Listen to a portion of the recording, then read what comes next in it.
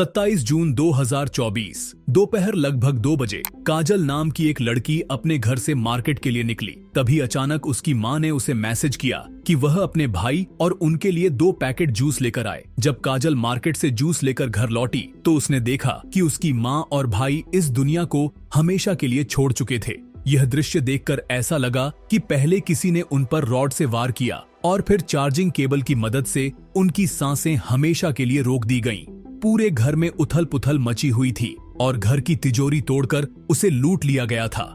यह सब देखकर काजल जोर जोर से चीखने चिल्लाने लगी। हालांकि वह रोई बिल्कुल भी नहीं, लेकिन उसकी चिल्लाहट से पूरा मोहल्ला उसके घर पर इकट्ठा हो गया। इसके बाद खुद काजल ने पुलिस को कॉल करके अपने घर बुलाया। पुलिस ने आते ही माहौल का जायजा लिया। जब पुलिस वाले काजल से सवाल कर रहे थे तो काजल बेहद आत्मविश्वास से उन सवालों का जवाब दे रही थी, लेकिन उसका यही ओवर कॉन्फिडेंस और सवालों का जवाब देने का तरीका पुलिस को उसी पर शक करने पर मजबूर कर रहा था। लेकिन सिर्फ शक करने से काम नहीं चलता, क्योंकि जो चीजें कई बार खुलकर सामने दिखती हैं वे अक्सर सच नहीं होती, और जो नजर नहीं आ रहा होता है वही सच होता है। यकीन मानिए, इस घटना के पीछे की कहानी किसी नाटक या शो से कम नहीं है। तो फिर इस घटना के पीछे की असली कहानी क्या थी? किसने और क्यों इसे अंजाम दिया? यह सब हम आज की इस वीडियो में विस्तार से जानेंगे। तो चलिए हर बार की तरह शुरुआत से शुरू करते हैं और देश दुनिया की डार्क रियलिटी के बारे में जानते हैं। यह कहानी यमुनानगर के आजाद नगर की गली नंबर 2 में रहने वाले एक छोटे से परिवार की है। इस परिवार में सिर्फ 3 लोग रहते थे। मीना देवी, उनके 2 बच्चे थे, राहुल जिसकी उम्र 24 वर्ष थी और बेटी काजल जिसकी उम्र 27 वर्ष थी। उनके पिता कई साल पहले ही इस दुनिया को छोड़ चुके थे। बेटे राहुल की 2 बार शादी हुई थी, लेकिन दोनों ही बार शादी ज्यादा दिनों तक नहीं चल पाई और समय के साथ टूटती चली गई। ऐसा क्यों हुआ, यह भी आपको इस कहानी के साथ साथ पता चलेगा। कहीं न कहीं यही कारण इस घटना को अंजाम देने में बड़ी भूमिका निभाता है। खैर, समय बीतता चला गया और अब वह दिन आ गया, 23 जून 2024। ये वही दिन था जब काजल के भाई और मां के साथ वह दर्दनाक हादसा हुआ। पुलिस के आते ही उनके शरीर को ऑटोप्सी के लिए भिजवा दिया गया और इधर पुलिस जांच में जुट गई। काजल से पूछताछ की गई। जैसा कि मैंने पहले बताया था, पुलिस का शक काजल पर ही था, लेकिन जब काजल ने पुलिस को यह बताया कि जब वह बाजार गई थी तब उसकी मां ने उसे मैसेज कर 2 पैकेट जूस मंगवाने को कहा था, तो शक थोड़ा कम हुआ। उसने वह मैसेज और जूस के दोनों पैकेट भी दिखाए। यह देखकर पुलिस को यकीन हुआ कि वह सच बोल रही थी। इसके बाद पुलिस ने क्राइम सीन की गहराई से जांच शुरू की। उन्हें यह मामला लूटपाट का लगा, क्योंकि घर की हालत देखकर ऐसा ही प्रतीत हो रहा था। अधिक जांच पड़ताल करने पर पता चला कि तिजोरी को खोलकर नहीं बल्कि तोड़कर उसमें से जेवरात और पैसे लूटे गए थे। इससे यह स्पष्ट होने लगा कि लुटेरों ने ही इस घटना को अंजाम दिया होगा। जब लूटपाट के दौरान काजल की मां और उसके भाई ने विरोध किया होगा तो वे उनकी क्रूरता का शिकार हो गए। लेकिन उसी दौरान पुलिस की नजर घर के अंदर लगे सीसीटीवी कैमरे पर गई। हैरानी की बात यह थी कि वह सीसीटीवी कैमरा सुबह के समय ही बंद हो चुका था। जब पुलिस ने काजल से पूछा कि सीसीटीवी कैमरा किसने और क्यों बंद किया, तो उसने साफ इनकार कर दिया। उसने कहा कि उसे इसके बारे में कुछ भी नहीं पता। इसके बाद पुलिस ने गली में लगे हर एक सीसीटीवी फुटेज को ध्यान से खंगालना शुरू किया। एक फुटेज में सुबह लगभग 9 बजे काजल के घर में एक व्यक्ति प्रवेश करता हुआ नजर आता है। उसने अपना चेहरा ढका हुआ था। फिर 1 घंटे बाद वही व्यक्ति बाहर निकलता है और उसके तुरंत बाद काजल भी घर से निकलती हुई दिखाई देती है। यहाँ पर अजीब बात यह थी कि उस व्यक्ति ने अपना चेहरा कवर किया हुआ था। जब पुलिस ने काजल से कई बार पूछा कि वह व्यक्ति कौन था और उस समय वह तुम्हारे घर पर क्या कर रहा था, तो काजल घबरा गई। वह इस सवाल का स्पष्ट जवाब नहीं दे पाई। पुलिस ने यह भी गौर किया कि काजल लगभग दोपहर 2 बजे घर से निकली थी और 3 बजे के बाद वापस लौटी। इस हिसाब से देखा जाए तो 2 बजे तक घर में सब कुछ ठीक था। इसका मतलब यह घटना दोपहर 2 बजे के बाद ही हुई थी। हालांकि हैरानी की बात यह थी कि घर में लगा सीसीटीवी कैमरा पहले ही बंद हो चुका था। कैमरा सुबह से ही बंद था। वहीं दूसरी ओर इसी पड़ताल के दौरान ऑटोप्सी की रिपोर्ट भी आ गई। रिपोर्ट से पता चला कि काजल की मां और भाई की मौत को लगभग 5 से 6 घंटे हो चुके थे जब उनके शवों को ऑटोप्सी के लिए ले जाया गया था। इसका मतलब यह हुआ कि यह घटना सुबह लगभग 9 बजे के आसपास हुई थी। उसी समय जब वह लड़का घर के अंदर दाखिल हुआ था।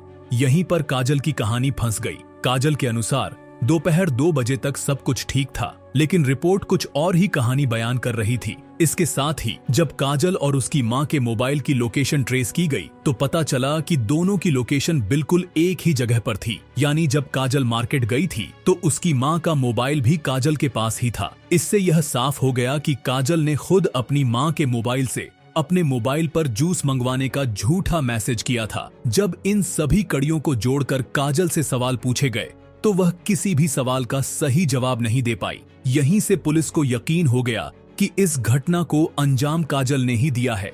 अब सवाल यह था कि आखिर क्यों एक बेटी अपनी मां और भाई का ऐसा भयानक हत्याकांड करेगी, जबकि उनकी रील्स में यह परिवार बेहद खुशहाल नजर आता था।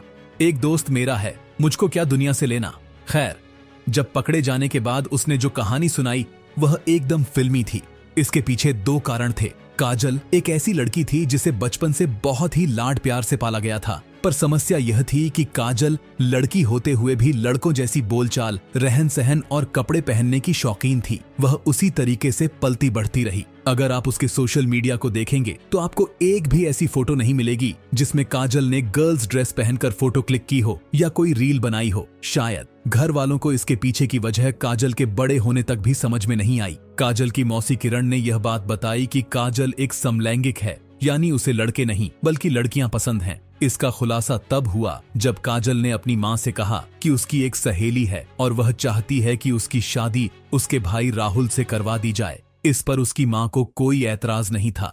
समय रहते राहुल और काजल की सहेली की शादी करवा दी गई, पर दुर्भाग्य से एक दिन राहुल ने देखा कि उसकी बहन काजल और उसकी नई नवेली पत्नी बंद कमरे में गुटरगू कर रहे हैं।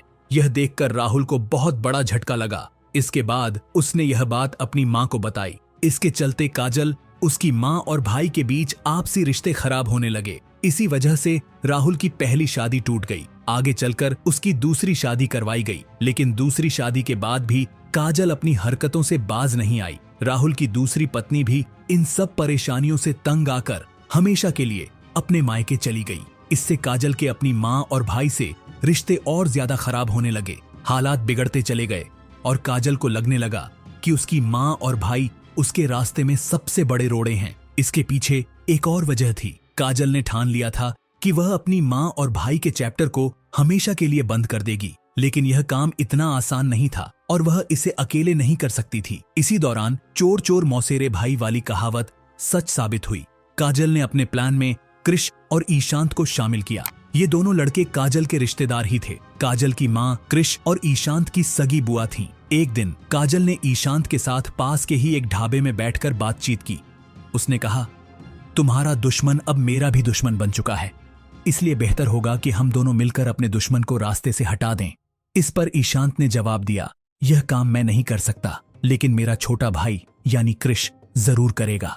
अब आपके मन में यह सवाल आ रहा होगा कि ईशांत और कृष अपनी सगी बुआ से किस बात की दुश्मनी निकालने के लिए इस घटना को अंजाम देने को तैयार हो गए। यहीं से दूसरी कहानी सामने आती है। सन 2020 में जब महामारी के चलते कृष की दादी का निधन हो गया, तो उससे पहले ही उन्होंने अपनी पुश्तैनी 200 गज जमीन और 40 गज में बने मकान को कृष और ईशांत के पिता के नाम न करके काजल की मां मीना के नाम कर दिया।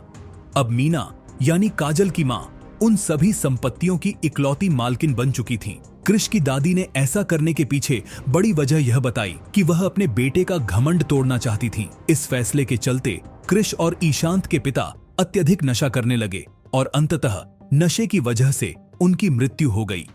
यह घटना कृष और ईशांत के जीवन में एक बड़ा झटका थी। इसके बाद कृष और ईशांत को यह लगने लगा कि उन्हें कुछ करना होगा। उन्होंने ठान लिया कि कैसे भी करके अपनी दादी की पूरी संपत्ति अपनी बुआ मीना से अपने नाम करवानी होगी। तब से ही वे अपनी बुआ को रडार पर लाने की कोशिश कर रहे थे, लेकिन सही मौके की तलाश में थे। यही मौका काजल ने उन्हें दिया। काजल ने कहा, अगर तुम इस काम में मेरी मदद करते हो तो मैं तुम्हें वह संपत्ति दिलवाने के साथ साथ अतिरिक्त पैसा भी दूंगी। इस प्रस्ताव के बाद कृष इस घटना को अंजाम देने के लिए तैयार हो गया। हालांकि ईशांत ने इसमें शामिल होने से मना कर दिया, लेकिन वह भी इस साजिश में शामिल था। 23 जून की सुबह करीब 9 बजे अपने चेहरे को ढककर जो व्यक्ति काजल के घर में घुसा था वह कोई और नहीं बल्कि कृष ही था। काजल पहले से ही घर में मौजूद थी और उसने घर के सीसीटीवी कैमरे को बंद कर रखा था। हालांकि काजल यह भूल चुकी थी कि वह केवल अपने घर के कैमरे को बंद कर रही है, न कि पूरे गली मोहल्ले का। जब कृष घर में आया तब राहुल शेविंग करवाने के लिए पास की एक दुकान पर गया हुआ था। इस दौरान उसकी मां बेड पर लेटकर मोबाइल देख रही थी। मौके का फायदा उठाकर काजल ने उनके सिर पर रॉड से वार किया। जब वह बेहोश हो गईं, तो काजल ने पास में पड़े चार्जिंग केबल से उनकी सांसें हमेशा के लिए रोक दी। इसके बाद जब राहुल घर वापस आया तो काजल और कृष ने उसी पैटर्न को दोहराते हुए राहुल को भी हमेशा के लिए खत्म कर दिया। फिर घर में लूटपाट का मामला दिखाने के लिए काजल और कृष ने मिलकर तिजोरी को खोलने के बजाय उसे तोड़ दिया और उसमें से पैसे और जेवर निकाल लिए। काजल ने ये सारे सामान अपनी स्कूटी की डिक्की में रख लिए। सारा काम पूरा होने के बाद सबसे पहले कृष घर से निकला और उसके पीछे पीछे काजल भी घर से निकलती हुई नजर आई।